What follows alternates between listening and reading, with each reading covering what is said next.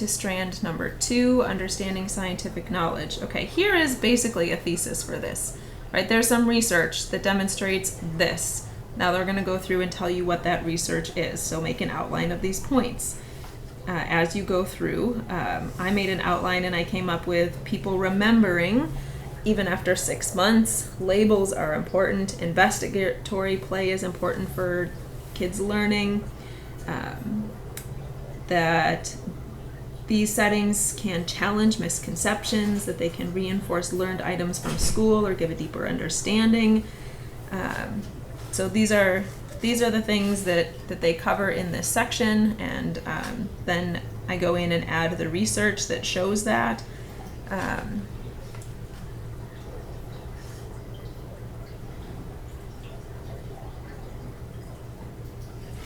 They end here in this, right? So in summary, they show that people who participate in designed experience can do all of these things, right?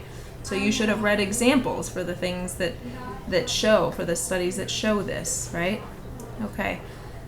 They also say that we don't know everything yet. This is what we don't know yet, which helps put this into context for you.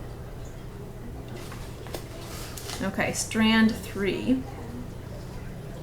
So go back and read what strand 3 is and then get started here.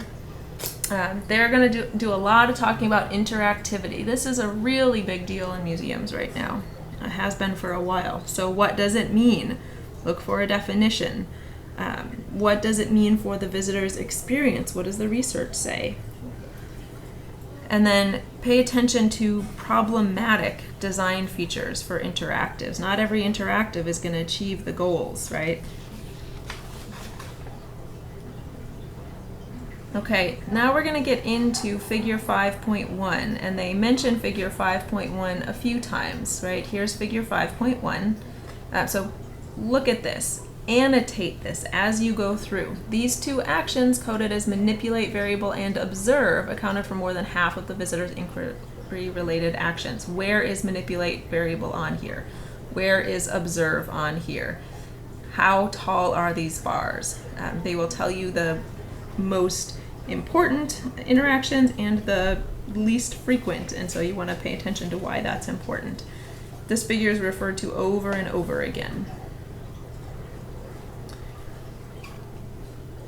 Okay, as you keep going through this, they're going to talk about perceptual talk. What is that?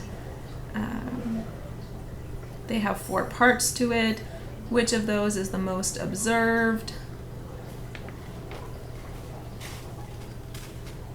They're going to mention in this strand and several others how adults guide children's scientific literacy in good ways and bad. I would set aside a page in your notes where you make notes every time you see something about parents affecting their children's experience, okay? Here's one example.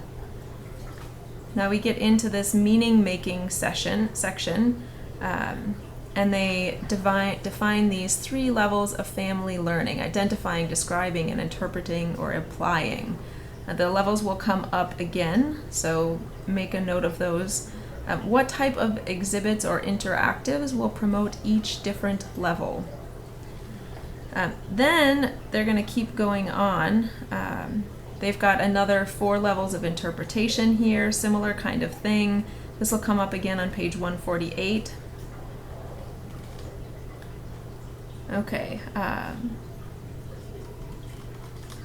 They've got another 3 types of explanation. These are all very similar things. How are these similar? How are they different? Why do you think each author has a different set? Is there a reason that this author is pointing out one over another? Okay. There's more parental guidance in this section to note. They're going to reference figure 5.1 again. Go back to figure 5.1 again. They're going to do that again over here. Somewhere over here I have a highlight about figure 5.1. Make those notes on that figure. They will talk about how design affects the number and kinds of questions that visitors ask. How does that play a role? Okay, now we're going to go into strand 4, reflecting on science. This is the one that they said is not done well, but this is a way of, or we don't have a lot of research on it, but this is a way of humanizing science. It's become really important. Successful science communication in the last couple of years talks a lot about humanizing science. So we are going to read a lot more about this strand from other authors. So you can skim through this for now.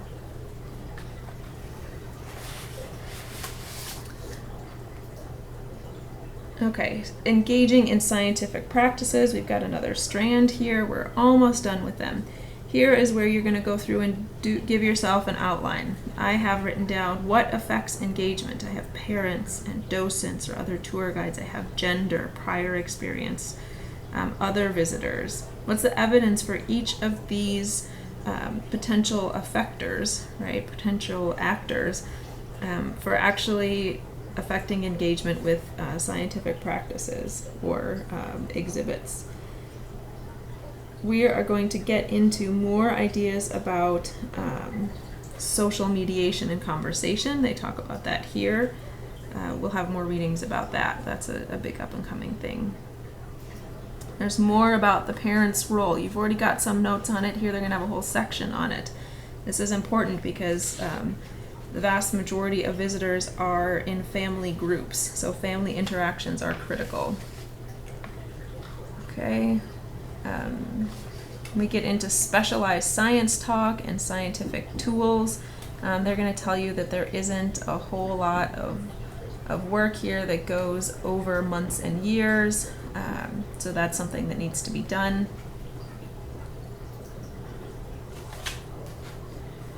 Okay. This part here is great, where they talk about more than just the design of the space and materials alone. Other things are important. You know these other things are important because they've been telling you about them, so pay attention to what those are. They're going to continue with social group influences, so not just families, but they're going to start again with parents and kids. This is going to talk about gender affecting interaction. That's a critical piece. Talk about how other visitors can affect your interaction. And we finally get to strand 6. You're almost done. Okay. They talk about enculturation. So what is enculturation with regards to science learning? I really like this list of ways that people engage, right? How to classify the ways that people engage at a different setting, right? So if I think about myself, I engage differently at different places. So number 1, this is me at a history museum. Number 2, this is me with my kids. Number 3, this is me alone at a natural history museum.